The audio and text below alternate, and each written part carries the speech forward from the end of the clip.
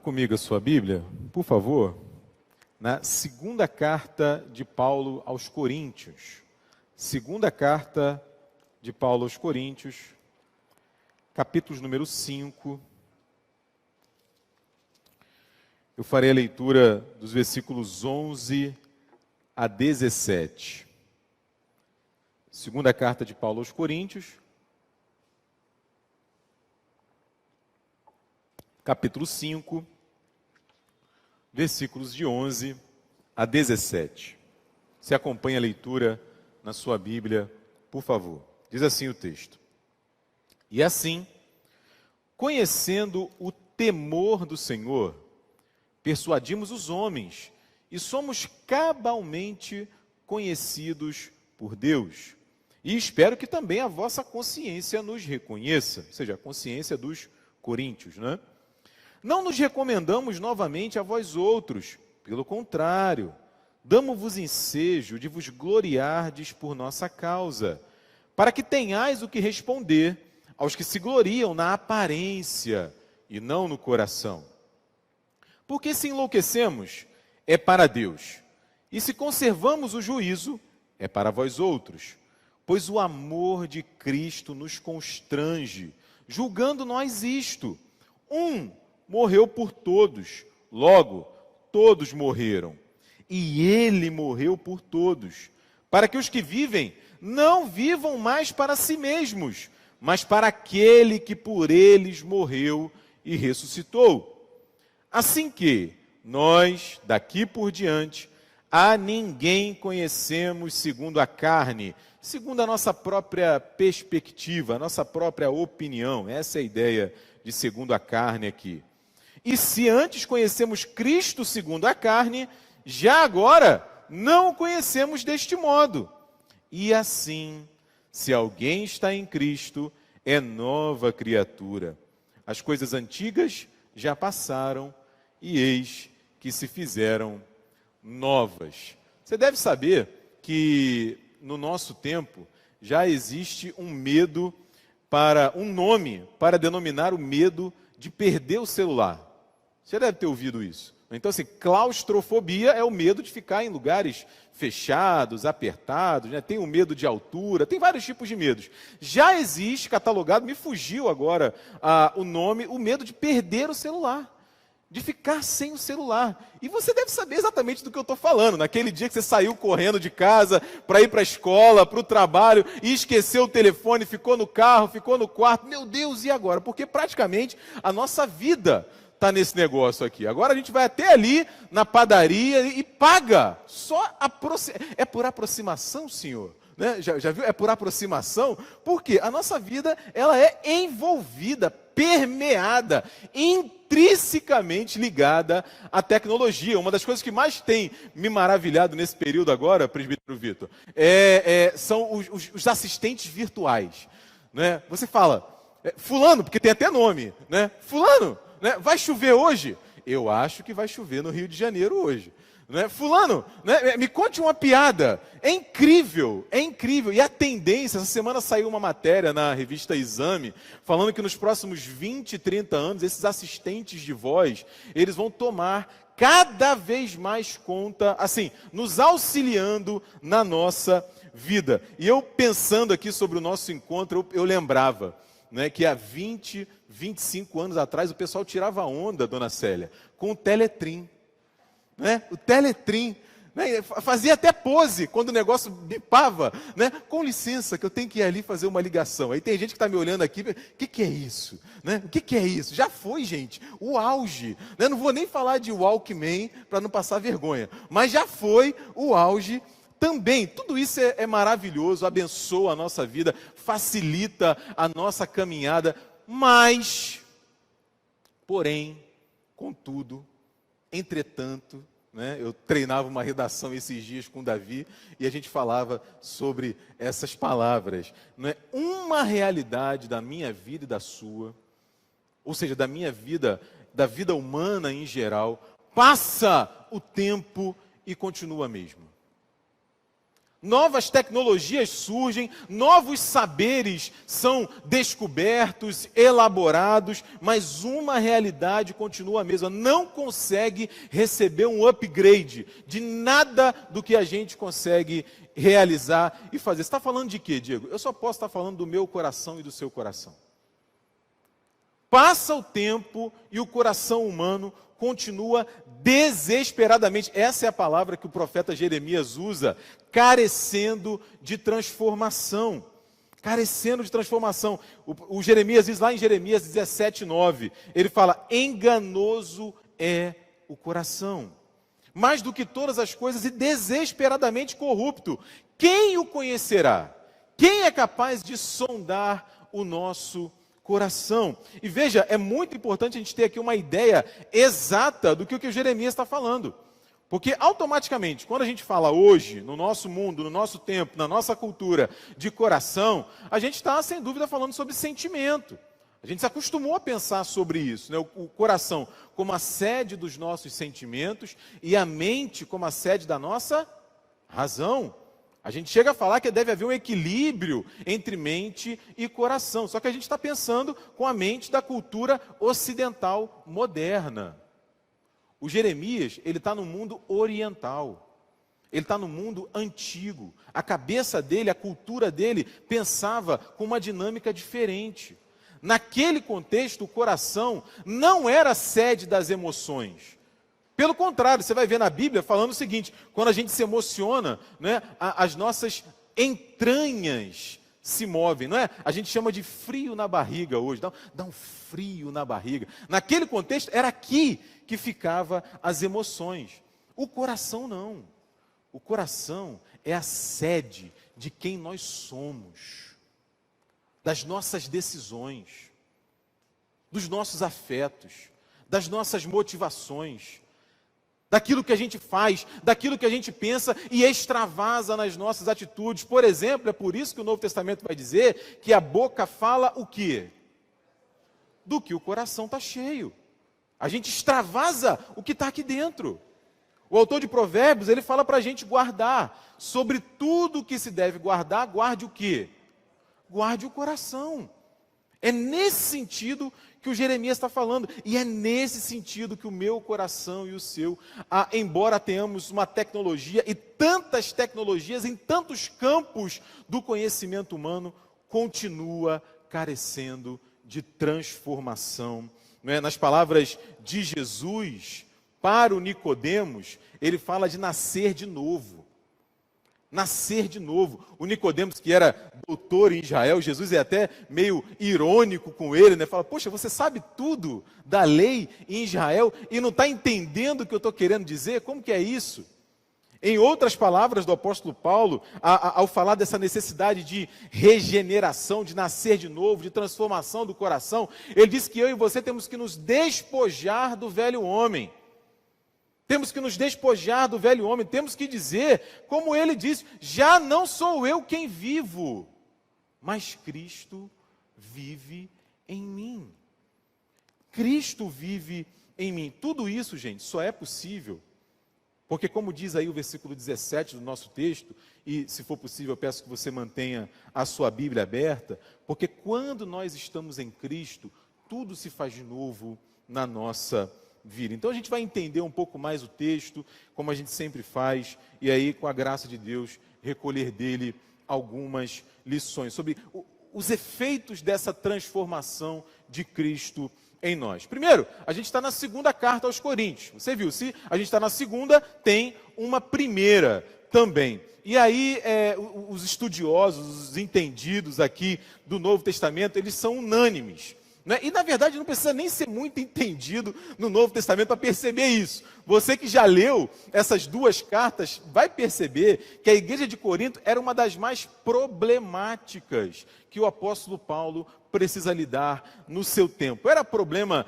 de família, era problema na ceia, era problema com dom espiritual, como exercer, como fazer, problema de casamento, problema com filho. Não faltavam problemas para aquela igreja. E veja, gente, que bom! Que bom! Porque através destas cartas que o apóstolo Paulo escreve, para lidar com aqueles problemas, com aquela igreja naquele momento, eu e você hoje temos preciosíssimas lições para a nossa vida. E assim, o principal motivo para o apóstolo Paulo escrever essa segunda carta era um motivo que, como a gente vê, por exemplo, no capítulo 2, no versículo 4 dessa carta, o desafio à sua autoridade. Como assim, Diego? O apóstolo Paulo recebe notícias de como andava a igreja. E ele, como o plantador, o guia, o líder daquela igreja, ele escreve cartas, né? Não dava para mandar um WhatsApp, não tinha como mandar um e-mail, né? Não tinha como, tinha que ser carta. E o pessoal da igreja fica ofendido. O que esse cara está pensando que é? Como assim ele quer corrigir a gente dessa maneira? Só que tem um problema. Eles não podem atacar o que o Paulo diz. Então o que eles fazem? Eles atacam o Paulo. Não é assim que a gente faz ainda hoje? Alguém vem e fala a verdade para a gente. Diego, você está errado. Você não pode agir dessa maneira. Você não deve caminhar desse jeito. E aí eu viro para a pessoa está certa. Eu viro para ela e falo para ela, quem você pensa que é para falar assim comigo? Mas peraí, a pessoa está certa. Não, mas quem ela pensa que é para falar comigo dessa maneira? Isso acontece com o apóstolo Paulo. E aí, com todo zelo apostólico que lhe é próprio, ele ainda assim escreve essa carta, em primeiro lugar, combatendo essa dificuldade da igreja de Corinto, trazendo a autoridade que o próprio Deus deu para ele. Por isso que ele começa a carta, lá no capítulo 1, no versículo 1, falando, olha, eu não sou apóstolo porque eu quis, não. Eu não me apresentei para ser apóstolo, não. Eu fui chamado. E o que eu estou fazendo aqui, eu estou fazendo porque eu fui chamado por Cristo para fazer. Lembra no texto da ceia, que a gente sempre repete? Ele fala, porque eu recebi do Senhor o que também vos entreguei. O que ele escreve, o que ele fala debaixo da autoridade apostólica. E aqui no capítulo 5, a partir já do versículo 1, ele fala exatamente desse impacto da transformação que o Evangelho faz em nós. Então, a partir do versículo 11, a gente vai ver algumas proposições. Olha aí o versículo 11. Começa assim. Ele, e assim, conhecendo o temor do Senhor. Ou seja, o que Paulo está dizendo aqui para a gente nesse texto é que Deus transforma o nosso coração, transforma a nossa vida, em primeiro lugar, quando Ele muda, quando Ele transforma os nossos motivos. Quando Ele muda, quando Ele transforma os nossos motivos. Porque, veja bem, sempre que a gente, e aqui uma dica para mim e para você, para a gente ler a Bíblia, não é? Sempre que o texto começar, como começa esse aí, ó, é assim, portanto, por causa disso, dessa maneira, deste modo, sempre que começa com uma expressão assim, o que o autor bíblico vai dizer para frente tem tudo a ver com o que foi dito anteriormente. Olha aí o versículo 1. Ele diz, sabemos que, versículo 5, o próprio Deus nos preparou. Versículo 6, nós temos, portanto, sempre bom ânimo, por conta de tudo isso que ele está falando. Versículo 7, visto que andamos por fé e não pelo que vemos. Versículo 8, estamos em plena confiança. Ou seja, apesar das dificuldades, apesar do desafio à sua autoridade apostólica, apesar de todas as lutas que o Paulo tem, e aqui nessa segunda carta, no capítulo 12, ele faz um relato impressionante dessas lutas, vale a pena você dar uma olhada depois. O Paulo está dizendo, ele está falando aqui das consequências de uma vida tocada, transformada pelo Evangelho. Em primeiro lugar, aqui ele fala da mudança da nossa motivação, dos nossos motivos. O que isso quer dizer, Diego? O que você está querendo dizer com isso? Eu quero dizer, gente, ou melhor dizendo, o Paulo está falando para a gente que, em primeiro lugar, a gente não vive mais de acordo com as circunstâncias. A gente não se comporta mais, não responde mais ao sabor do vento, ao sabor dos nossos humores. Não. Tem uma expressão aí que nos guia, que nos orienta. Que expressão é essa, Diego? Essa expressão é o temor do Senhor. É o temor do Senhor. O salmista sabia disso. Salmo 111, versículo 10, ele é um dos textos que fala isso daqui, que é uma expressão muito comum no Antigo Testamento. O temor do Senhor é o princípio da sabedoria. O temor do Senhor é o princípio da sabedoria. Jó 28, 28, Deuteronômio 10, 12, Provérbios 1, 7 e mais um sem número de vezes nos Provérbios isso vai aparecer. O comentarista bíblico William Barclay nos ajuda a entender isso daqui. E é muito interessante o que ele diz. Ele fala o seguinte: isso, o temor do Senhor, não descreve o medo de um cachorro, por exemplo, de um cachorro que espera por uma surra, de uma criança que acorda assustada no meio da noite. Não, não é desse medo que a Bíblia se refere. Esse medo, na verdade, esse temor é aquela reverência que impede alguém de fazer coisas que feriria o coração de alguém que ele ama. E aí ele usa uma outra imagem. Ele fala o seguinte: existe um medo, esse medo que ele está se referindo, que é purificador para a nossa vida. Sem esse medo, nós não podemos viver, sem esse temor, nós não podemos viver a vida que deveríamos. Quantas vezes a gente não pensa assim? Não, mas se eu agir dessa maneira, como é que isso vai impactar a vida do meu pai e da minha mãe? Se eu tomar essa determinada decisão, como é que isso vai tocar a minha esposa, o meu marido, os meus filhos, o meu sócio no trabalho? E aí, por temor, por reverência, por cuidado com cada uma dessas pessoas que são importantes para nós, a gente toma determinada decisão ou não. Ou seja, a nossa motivação é transformada. A nossa motivação é transformada. No versículo 11 a gente vê, é esse temor do Senhor que dá para o apóstolo Paulo a condição, a força para persuadir as pessoas, para ousadamente falar do Evangelho, para ser conhecido por Deus. E aí a Bíblia tem um exemplo exatamente ao contrário, um exemplo que faz um contraste aqui. Você vai se lembrar de Saul. Saul, lá no capítulo 15 do primeiro livro de Samuel, ele recebe uma ordem de Deus. Deus fala para ele: vai lá e arrasa o exército amalequita. Arrasa o exército amalequita. Acabou, não tem mais como. E aí o Saul para e pensa, né, e aqui na tradução revista e atualizada do Diego, ele fala assim: não vou fazer isso que Deus falou não. Não, Deus tem muita coisa para fazer, né, um universo para administrar. Se você já viu, né, Interestelar, fica a dica, essa semana eu vi de novo, tem um negócio lá no buraco de minhoca, tem outras galáxias, tem muita coisa para Deus fazer, presbítero Fábio. Né? Então o Saul deve ter pensado: vou fazer o que eu quero. E ele peca. E olha o capítulo 15, o versículo 30 de 1 Samuel. O Samuel diz assim, o Saul diz assim, conversando com o Samuel: pequei. Ele assume o pecado, Letícia. Ele assume que errou. Aí olha o que ele diz: mas honra-me, porém, agora, diante dos anciãos do meu povo e diante de Israel. Volta comigo para que adore o Senhor teu Deus.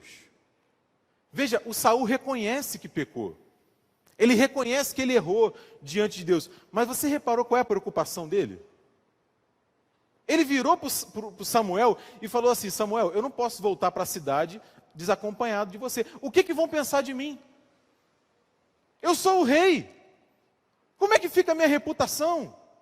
Então assim, eu até pequei, mas eu preciso cuidar da minha reputação.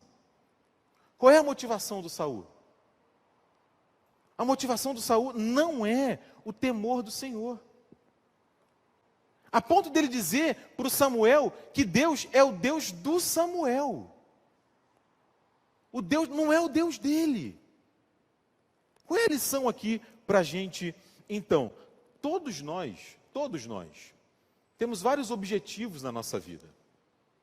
Vários objetivos. O primeiro deles, é claro, a gente aprende isso e já ouviu muitas vezes, é glorificar a Deus. E glorificar a Deus com tudo que nós somos, com tudo que nós temos, com tudo que nós podemos fazer. dar orgulho para a nossa família, para os nossos filhos, para os nossos pais, sermos bons profissionais naquilo que a gente decidiu fazer para sustentar a nossa casa e a nossa família, sermos amigos íntegros, pessoas em quem os outros possam confiar. A pergunta é, o que me motiva para fazer isso? O Saul, por exemplo, era motivado pela sua imagem, pela sua reputação. Aquela velha pergunta, né? O que vão pensar de mim se eu fizer isso? Qual é a imagem que vão ter de mim se eu agir dessa maneira? Outros, lamentavelmente, agem buscando simplesmente a aprovação dos outros. Não, eu preciso ser aceito, eu preciso ser acolhido, eu preciso entrar nesse grupo, entrar nessa empresa, ter esse círculo de amigos. E aí, no meio do caminho, eu vou abrindo mão dos meus valores, da minha história, de quem eu sou. Porque o que está me movendo é isso. O que está me movendo é isso. Outros são movidos simplesmente pelo prazer. Não, isso dá prazer? Isso vai me fazer feliz? E é interessante que hoje em dia as pessoas até aconselham dessa maneira. Você já deve ter ouvido isso. Não, mas peraí, te faz feliz isso? Te faz feliz? Assim, se te faz feliz, mergulha. Mas peraí, a gente acabou de falar aqui que enganoso é o coração do homem. A minha percepção de felicidade pode estar equivocada. Como é que eu vou mergulhar em algo que, na minha opinião, na minha visão, naquele momento me faz feliz? E quantas experiências eu e você temos, e a gente conhece tanta gente que deu esse mergulho, e quando olha para trás, se arrepende amargamente. Então o que nos motiva? Qualquer coisa diferente do temor do Senhor, dessa reverência, não é? De forma bem prática, Senhor, a minha vontade é essa. Eu quero isso. O que o Senhor acha disso? Qual é a tua opinião sobre isso, Senhor? Porque isso vai revelar se o nosso coração foi de fato transformado. Porque a nossa motivação será o temor do Senhor. Para lutar contra o pecado, eu preciso temer a Deus. Para abençoar a vida do outro, eu preciso temer a Deus. Para fazer missão, para plantar igreja, para abrir novas portas do Evangelho, eu preciso temer a Deus para criar o meu filho. Para ser um bom amigo, para ser um bom chefe, para ser um bom empregado, eu preciso temer a Deus. Então, em primeiro lugar, a gente vê isso, né? Mas não apenas isso, olha o versículo 13. Versículo 13, o Paulo diz assim: porque se enlouquecemos, é para Deus. Se conservamos o juízo, é para vós outros. E sempre que eu leio esse texto, eu me lembro da vida do apóstolo Paulo. Porque se em primeiro lugar Deus muda a nossa motivação, de acordo com o nosso texto, em segundo lugar, Deus muda a nossa visão de mundo. A maneira como a gente enxerga o mundo é transformada a partir do nosso encontro com Jesus. Você vai ver, por exemplo, lá em Filipenses, no capítulo 3, dos versículos 5 a 6, um pequeno currículo de quem era o apóstolo Paulo. Ele diz assim: eu fui circuncidado ao 8º dia, eu fui da linhagem de Israel, da tribo de Benjamim, hebreu de hebreus, quanto à lei fariseu, quanto ao zelo perseguidor da igreja, quanto à justiça que há na lei, irrepreensível. Ou seja, qual era a visão de mundo do apóstolo Paulo? Era uma visão de mundo a partir do judaísmo, a partir da lei de Moisés, a partir da experiência do povo de Deus no deserto, e por aí vai, até que ele tem um encontro com Jesus. E quando ele tem um encontro com Jesus, essa visão de mundo que ele tem é transformada. E aí eu lembrava ao pessoal agora há pouco pela manhã, que assim, o sofrimento do apóstolo Paulo por conta dessa transformação foi democrático, né? Todo mundo perseguia ele. Então os patrícios, os conterrâneos judeus perseguiam ele, Que negócio é esse agora de Jesus é Deus, o Espírito Santo é Deus, que tem que transformar, que tem que mudar o coração? Como é que é isso? Não, persegue, persegue. E os gregos também perseguiam ele. Porque essa conversa de ressurreição é loucura. Não faz sentido, a gente está querendo se desapegar desse corpo. Você pega, por exemplo, Atos capítulo 17. O Paulo está em Atenas discursando no Areópago. Aí o pessoal está super empolgado ouvindo o que ele tem para dizer, até que ele fala de ressurreição. Quando ele fala de ressurreição, o povo começa a sair, não é? Sai um, sai outro, e aí o pessoal ainda chega a dizer assim, né? Ó, sobre essa coisa, sobre essas coisas, nós te ouviremos em outra hora. Não faz sentido. Em outras palavras, é loucura. É loucura. Não faz sentido isso, Paulo. O que acontece, meu irmão, minha irmã, e vai acontecer várias vezes ao longo da Bíblia, é que a visão de mundo, numa palavrinha difícil que as pessoas usam e têm usado, e a gente usa, é cosmovisão. Exatamente, Davi. Davi soltou aqui um quê, né? Um quê que ele não conseguiu se segurar, né, meu amor? Né? É cosmovisão, é visão de mundo. Visão de realidade, né? Eu não vou resistir, vou ter que fazer isso de novo. Eu não sei quem já reparou aqui da igreja, né? Você que nos acompanha, aí, mas o conselho da igreja de Botafogo tem uma singularidade. Muito sério isso, né? Muito sério. Todos os pastores e todos os presbíteros, todos eles, gente, muita atenção nisso, todos eles usam óculos. Já reparou isso? O reverendo Duzi, que chegou agora, também usa óculos. Só tem um irmão, uma pessoa que não usa óculos. Por enquanto, pelo menos, né? Quem é essa pessoa? Quem é esse irmão? Esse que vos fala, Maurício. Você sabe o que isso quer dizer? Como diria Tadeu Schmidt, né? Fantástico. Nada. Em absoluto, isso não quer dizer nada, né? Não faz diferença nenhuma. Né? Eu só sinto pena deles quando embaça o óculos, quando bota a máscara, vem a fumacinha, quando o óculos está fora do grau correto. Por quê? Porque quem usa óculos sabe disso. Se o grau estiver errado, se estiver embaçado, se estiver sujo, a gente não enxerga o mundo ao nosso redor.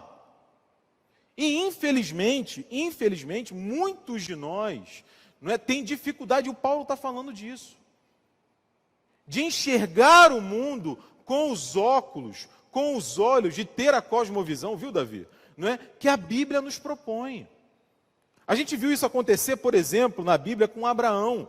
Você sabe de onde o Abraão sai e para onde ele vai. Acontece com a Raabe, que decide confiar em Deus, e a vida dela é transformada, com o Jacó, que tem o nome dele trocado, com a Ruth. Lembra da experiência da Ruth? Ela abandona a terra dela, a cidade natal dela, os deuses dela, para seguir a Noemi. E essa mudança, ao longo da história, continua acontecendo com homens e mulheres. É dessa loucura que o Paulo está falando. A pergunta aqui, mais uma vez, a pergunta aqui é, quais óculos nós estamos usando? Será que a gente está usando óculos da nossa cultura? Do nosso tempo presente? Será que a gente está usando, por exemplo, o óculos de alguma ideologia? Já teve até gente que disse que queria uma para viver. Será que é a lente de uma ideologia que a gente está usando para viver? Seja ela do espectro que for. Será, por exemplo, que é a lente da nossa própria história? E a gente passa a julgar a realidade de acordo com a nossa experiência? Não, assim, o meu casamento foi maravilhoso. O da Letícia também vai ser, porque o meu foi maravilhoso. Os meus filhos são muito difíceis. Então provavelmente os seus filhos também serão. Não, a minha adolescência foi terrível, eu tive muita luta, muita dificuldade. Não tem filho não, porque filho na adolescência sofre muito. Eu não quero, aliás, eu não vou nem ter filhos por causa disso.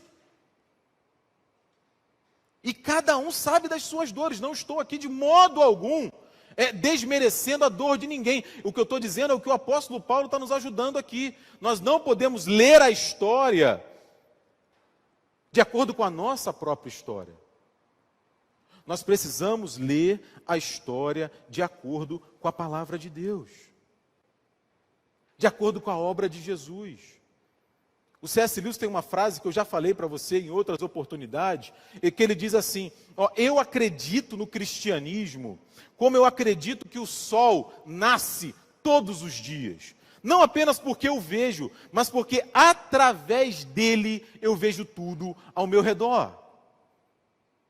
O cristianismo ele ilumina as realidades da nossa vida.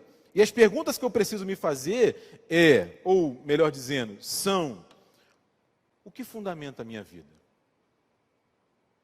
Qual é o fundamento da minha vida? O que é que me impõe limites? O que é que me traz alegria? Como que eu aprecio a beleza? Qual é o meu conceito de beleza? Aonde está a minha confiança? O Paulo não estava preocupado em que os judeus e os gregos achassem que ele fosse louco. Não. Por quê? Porque o encontro dele com Jesus transformou o coração dele de tal maneira que a visão dele de mundo foi transformada. Não apenas isso. Olha aí o versículo 14. A gente falou de motivação, a gente falou de cosmovisão, de visão da realidade. O versículo 14 é um texto que eu gosto bastante. Né? O Paulo diz assim: pois o amor de Cristo nos constrange. O amor de Cristo nos constrange. Maurício, quando a gente se encontra com Jesus, o que a Bíblia mostra é que os nossos afetos são transformados. Os nossos afetos são transformados. Como assim, Diego? Não é? Quem me conhece um pouquinho, convive comigo, sabe que eu sou o rei do mico. Né? Assim, não tenho limite para pagar mico. Sou insaciável. Né? Um deles foi quando a gente estava evangelizando uma vez no calçadão de Nilópolis. Quem conhece, a Baixada Fluminense é cortada pela linha do trem. Não é? Então sempre tem um viaduto que você vai... Ah, você mora onde? Eu moro do outro lado. A expressão que a gente usa é essa, do outro lado da linha do trem. E aí uma vez a gente estava num carnaval, e você sabe que Nilópolis, né, terra da beija-flor, então o carnaval funciona, tá? Funciona o carnaval. E a gente estava evangelizando. E aí eu estou conversando com um casal, e aí, o que eu faço? Óbvio, né? A menina está com uma barriguinha um pouquinho assim, maior, isso mesmo, né? E aí eu falo: você, por exemplo, tão jovem, né, namorando e tal, né, já está grávida, qual é o futuro que você está pensando para o seu filho? Obviamente, o que ela responde? Eu não estou grávida. Né? E aí, o que o Diego tem vontade de fazer? Se jogar do viaduto.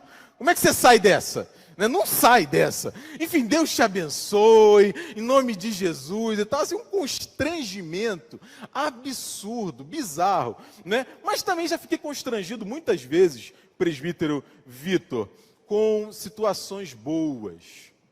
Muitas vezes. Constrangido assim com o amor, a bondade gratuita das pessoas, com a minha pessoa. Uma vez eu estava numa festa, era a festa de casamento do Rodrigo e da Esther, filho do reverendo Cid. E eu estava na festa lá e tal, e aí um irmão me chama para ir no carro dele para ver um negócio. Não, Diego, vamos ali no meu carro rapidinho para te mostrar um negócio e tal, não sei o que. Eu falei: vamos embora, né? Saí da festa, fui lá. Quando cheguei lá, dentro do carro tinha um presente assim, gente, espetacular. E eu fiquei constrangidíssimo. Eu falei: não, pelo amor, não faz isso, não dá, não sei o quê, não tem... a primeira pessoa que eu pensei foi em você e tal. Não, e não teve jeito, gente, não teve jeito. É disso que o Paulo está falando. Certamente você já teve as duas experiências, tanto de um constrangimento ruim, vamos dizer assim, quanto de um constrangimento bom, que você não tem palavras, você não tem como agradecer. Aliás, nada do que você possa fazer pode retribuir para aquela pessoa aquele bem que ela te fez. Agora foi aniversário da Helena, né, da minha cunhada, esposa do Renan, e dia 8 de agosto. E aí eu falei: o que eu vou comprar para ela? E até brinquei com ela: o pessoal mora na Europa, né, tem de tudo, o que você vai dar de presente para quem tem de tudo? Aí eu fui ali no Hortifruti e comprei biscoito Globo, amendoim, milho verde, jabuticaba, fiz assim um pacote, viu, Maurício? Porque lá não tem essas coisas, e quando tem é muito caro.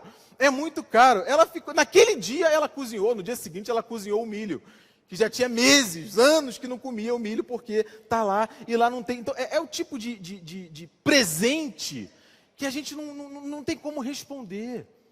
O Paulo está falando disso, não é? O Deus, meu irmão, minha irmã, todo-poderoso, Criador do céu e da terra, Ele encarnou. Não apenas, Ele não veio aqui apenas e falou, gente, ó, me sigam.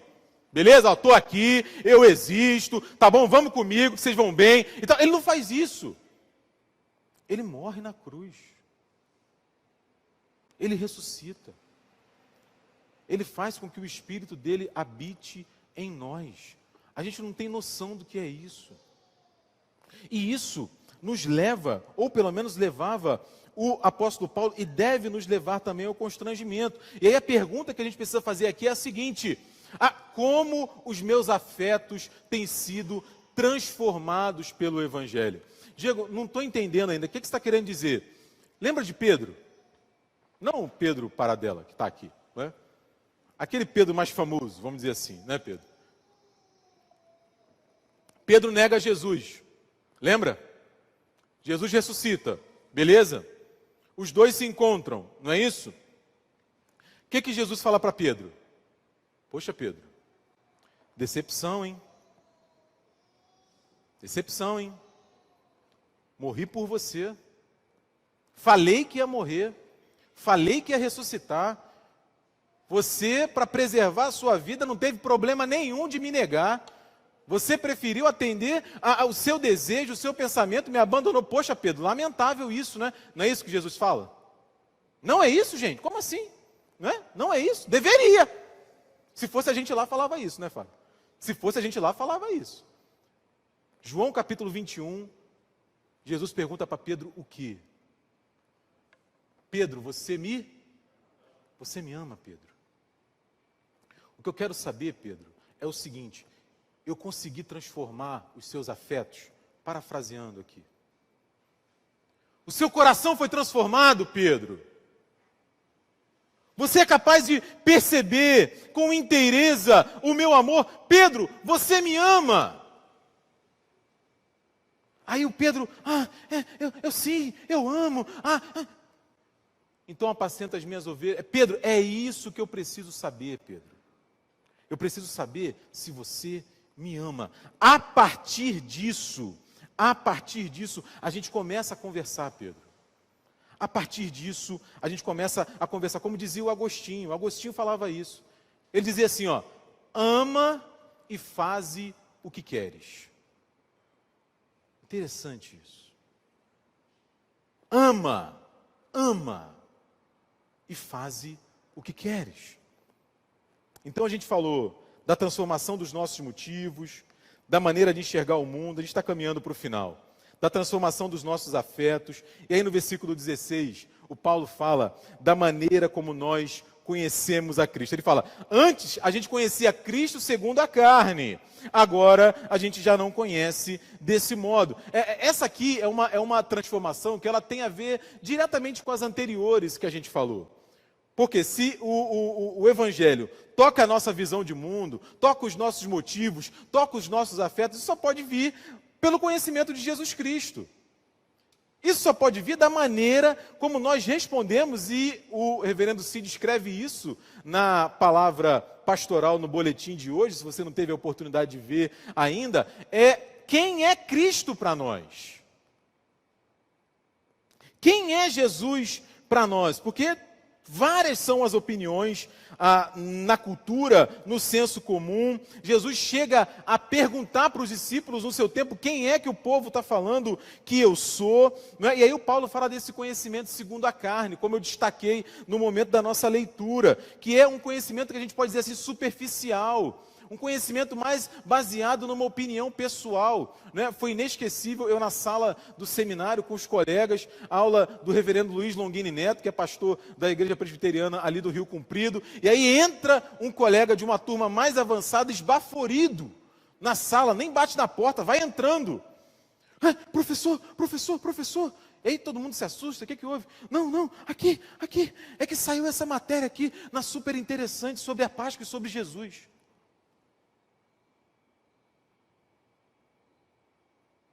Sabe, super interessante, revista? E aí, o professor respirou fundo e respondeu para ele: meu filho, e para todo mundo que está aqui na sala, com todo respeito, é super interessante.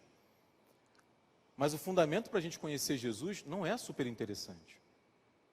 E me admire você, um aluno de teologia, preocupado com a matéria da super interessante.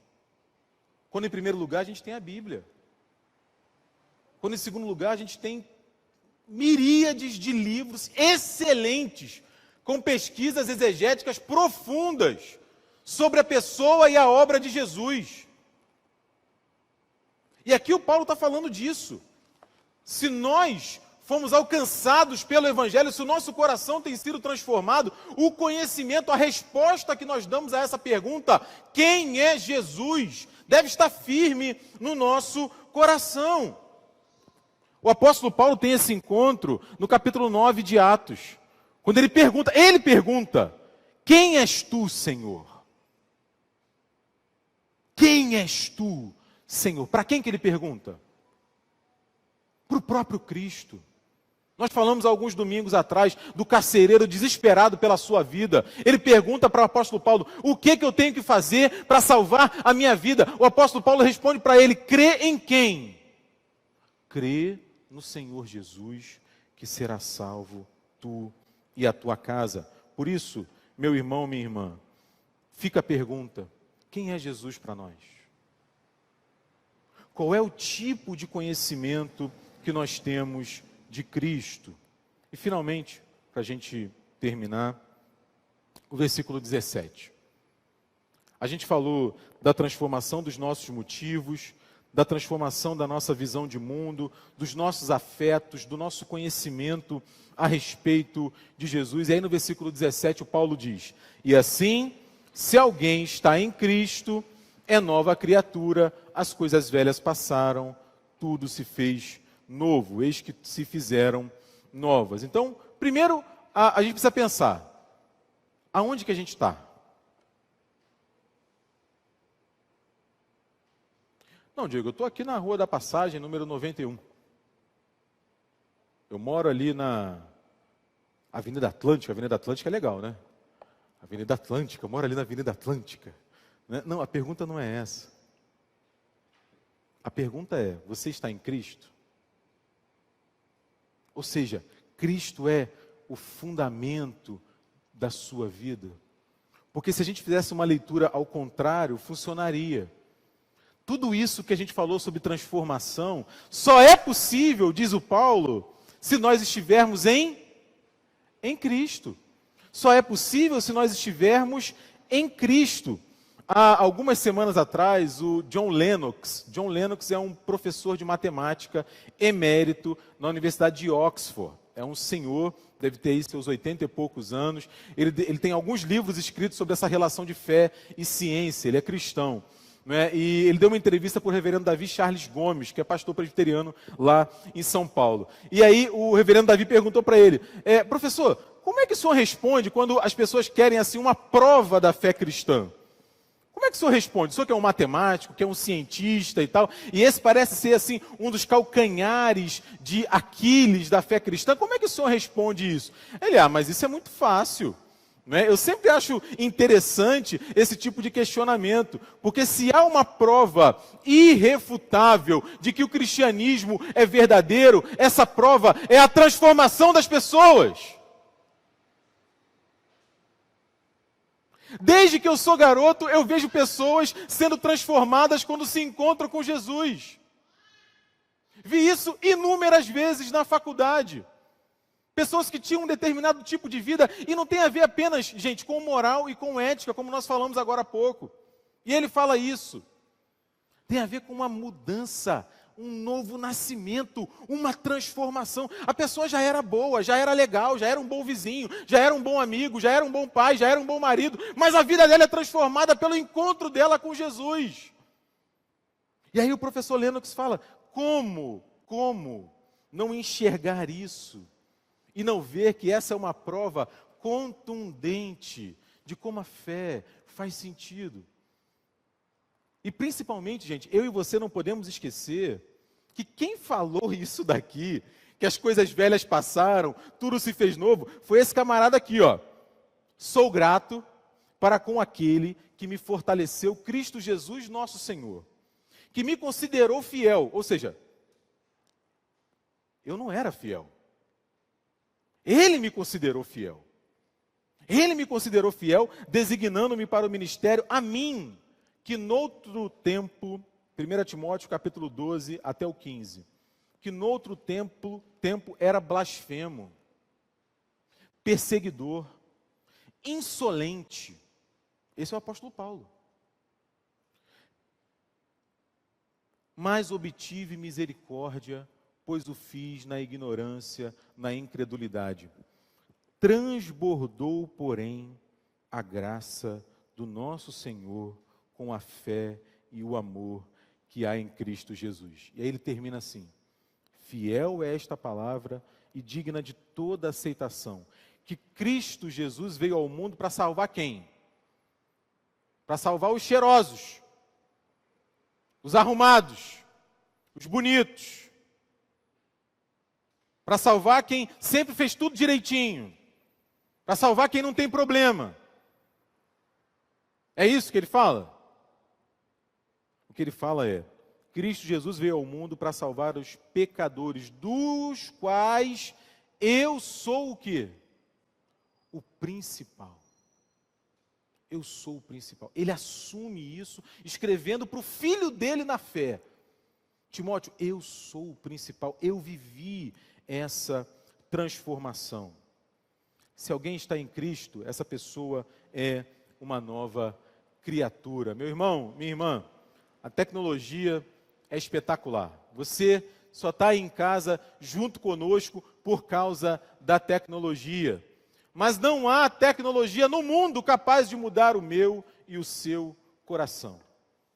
É só a ação graciosa, redentora da pessoa de Jesus, que muda a nossa motivação, muda a nossa visão de mundo, muda os nossos afetos, muda a maneira como a gente enxerga Jesus, e só é capaz de fazer isso porque em Cristo Ele faz novas todas as coisas. Amém?